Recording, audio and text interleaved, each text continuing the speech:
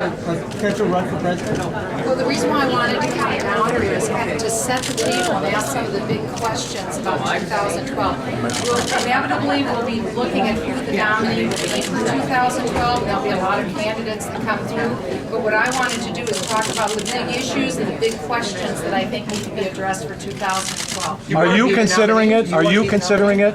I didn't come here for personal ambition. The reason why I came is because there's some big issues that need to be framed, and really, frankly, the issues that I mentioned. Will the United States remain the exceptional nation? We are the indispensable country. Will we stay that way? Will we remain a nation of sovereign citizens where we make our own decisions? Or will we be ruled by self-appointed bureaucratic elites? It's really those questions.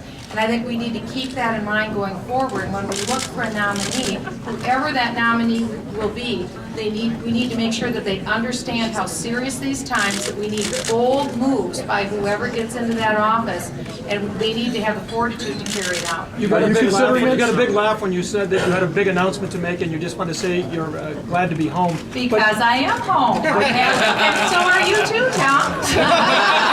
But you do understand that plays right into the idea that your name is now in the presidential conversation. You're aware of that, I'm sure, and will that continue for months to come, do you think?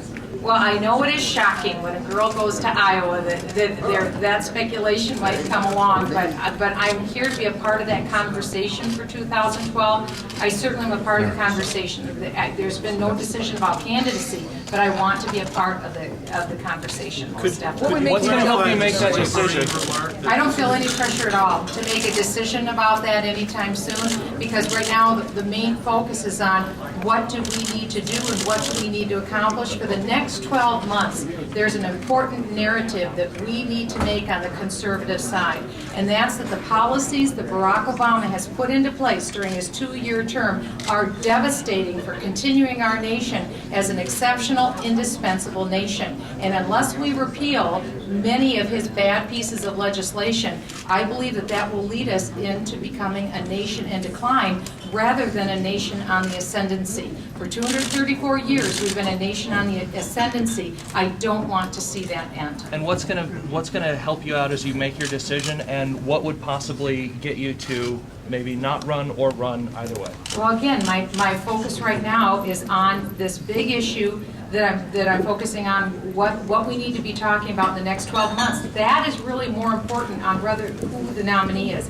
I think our nominee will bubble up to the surface about a year from now. We'll all know whoever that nominee is. But I think we all need to be talking about the important things over the next 12 months.